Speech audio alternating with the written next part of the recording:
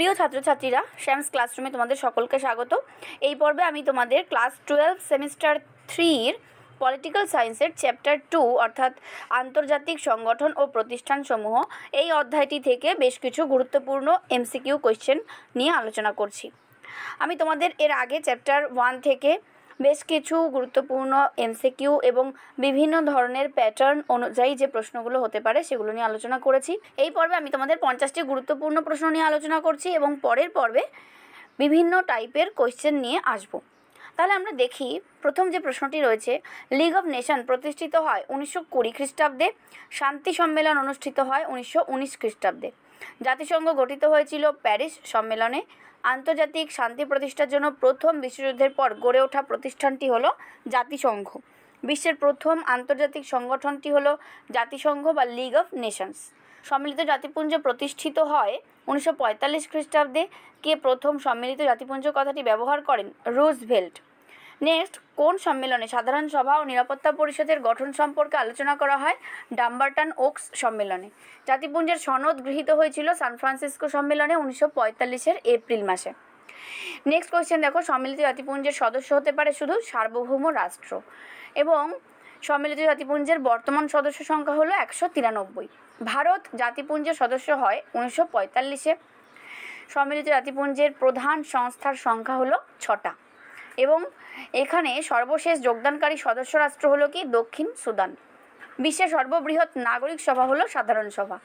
যে কোনো গুরুত্বপূর্ণ বিষয় সিদ্ধান্ত গ্রহণের জন্য সাধারণ সভায় উপস্থিত ও ভোটদানকারী সদস্যের কত অংশ সম্মতি প্রয়োজন? 2/3 অংশের, অর্থাৎ 3 ভাগের 2 ভাগের সম্মতি প্রয়োজন। নেক্সট, সাধারণ সভার সর্বজনীন মানবাধিকারের ঘোষণাপত্র পাশ করে 1948 খ্রিস্টাব্দে। বিশ্ব মানবাধিকার দিবস পালিত হয় প্রতি বছর 10ই ডিসেম্বর।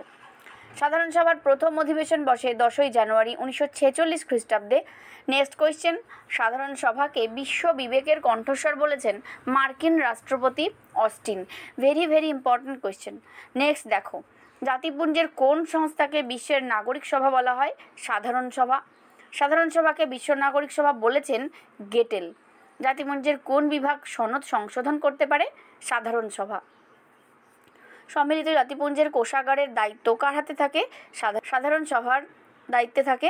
নিরাপত্তা পরিষদের মোট সদস্য সংখ্যা হলো 15 এবং স্থায়ী সদস্য হলো ফ্রান্স। মূল সনদ অনুসারে নিরাপত্তা পরিষদের মোট সদস্য সংখ্যা হলো 11 এবং স্থায়ী সদস্যদের প্রয়োগের ক্ষমতা আছে কি? ভিটো। ভিটো কি? নিরাপত্তা পরিষদের স্থায়ী সদস্যদের সিদ্ধান্ত বাতিলের ক্ষমতা, একেই বলা হয় ভিটো। ভিটো ব্যবস্থা জাতিপুঞ্জকে পঙ্গু করে দিয়েছে, এই উক্তিটি কে করেন? ইভান লুয়ার্ড। নিরাপত্তা পরিষদের সদস্য রাষ্ট্রগুলি কতজন করে প্রতিনিধি প্রেরণ করতে পারে? উত্তর হবে 1জন। এরপরে চলে আসছি নেক্সট কোয়েশ্চেনে। জাতিপুঞ্জের প্রধান প্রশাসক হলেন মহাসচিব। এই প্রসঙ্গে তোমাদের বলে রাখি, ক্লাস 12 সেমিস্টার 3 অন্যান্য বিষয়ের গুরুত্বপূর্ণ প্রশ্ন এবং মডেল কোয়েশ্চেন পেপার পেতে বা যে কোনো সমস্যার সমাধান জানতে তোমরা অবশ্যই আমাকে কমেন্টে জানাও, আমি তোমাদেরকে যথাসম্ভব সাহায্য করব। এর আগেও তোমাদের বিভিন্ন টাইপের কোয়েশ্চেন প্যাটার্ন অনুযায়ী বিভিন্ন মডেল সেট ধারাবাহিকভাবে দেওয়া হয়েছে। তো তোমরা যারা শ্যামস ক্লাসরুমে নতুন আছো তারা অবশ্যই চ্যানেলটিকে সাবস্ক্রাইব করে রাখো এবং ফলো করতে থাকো। তোমাদের ফুল মার্কস তুলতে কিন্তু এই প্রত্যেকটা ক্লাস ভীষণ জরুরি। নেক্সট দেখো, জাতিপুঞ্জের চক্ষু ও কর্ণের মতো কাজ করে অথবা জাতিপুঞ্জের প্রধান প্রশাসনিক কর্মকর্তা হলেন মহাসচিব। মহাসচিবের কাজকে নীরব কূটনীতি বলেছেন গুড স্পিড। সম্মিলিত জাতিপুঞ্জের প্রথম মহাসচিব ছিলেন ট্রিগভেলি। আন্তর্জাতিক বিবাদ নিষ্কৃতির জন্য জাতিপুঞ্জ কোন পদ্ধতি অবলম্বন করে না? নিরপেক্ষতা বজায় রাখা। সিআরসি এর পুরো কথা হলো কি? Convention on the rights of the child. ইউনিসেফের বর্তমান উদ্দেশ্য কি?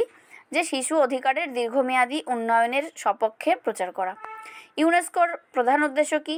শিক্ষা, বিজ্ঞান ও সংস্কৃতি ক্ষেত্রে সহযোগিতার মাধ্যমে বিশ্ব শান্তি স্থাপনে সহযোগিতা করা। ইউনেস্কোর সদর দপ্তর কোথায়? প্যারিসে। হু এর সদর দপ্তর জেনেভাতে, যেটা সুইজারল্যান্ডে, এবং হু আনুষ্ঠানিকভাবে তার কাজ শুরু করে 1 সেপ্টেম্বর 1948 সালে। হু এর সংবিধানে কতগুলো দেশ স্বাক্ষর করেছিল? 51টি। বিশ্বব্যাংকের প্রধান সভাপতি ছিলেন ইউজেন মেয়র। বিশ্ব ব্যাংকের সদর দপ্তর অবস্থিত ওয়াশিংটনে। আন্তর্জাতিক অর্থ ভাণ্ডার আনুষ্ঠানিকভাবে স্থাপিত হয় 1945-এর 27শে ডিসেম্বর। নেক্সট কোয়েশ্চেন, আন্তর্জাতিক অর্থ ভাণ্ডারের বর্তমান সদস্য সংখ্যা হলো কটা? 191টা। আন্তর্জাতিক অর্থ ভাণ্ডারের প্রধান কার্যালয় কোথায়? ওয়াশিংটনে। বিশ্ব ব্যাংকের পরিচালক পর্ষদের কার্যকালের মেয়াদ হলো 5 বছর। নেক্সট কোয়েশ্চেন, বিশ্ব ব্যাংক কোন দুটি সংস্থার যৌথরূপ? পুনর্গঠন ও উন্নয়নের জন্য আন্তর্জাতিক ব্যাংক ও আন্তর্জাতিক উন্নয়ন সংঘ IBRD এবং IDA। তাহলে এই হলো তোমাদের 50টি গুরুত্বপূর্ণ বাছাই করা প্রশ্ন। তোমরা খুব ভালো করে মনোযোগ সহকারে দেখো, এখান থেকেই কিন্তু তোমাদের অনেক প্রশ্ন আসবে পরীক্ষায়। এর জন্য তোমরা দেখতে থাকো শ্যামস ক্লাসরুম, এবং যারা চ্যানেলে নতুন তারা অবশ্যই সাবস্ক্রাইব করে নাও। আর ভিডিওটি ভালো লাগলে অবশ্যই লাইক করো, শেয়ার করো বন্ধুদের। ভালো থেকো, টাটা।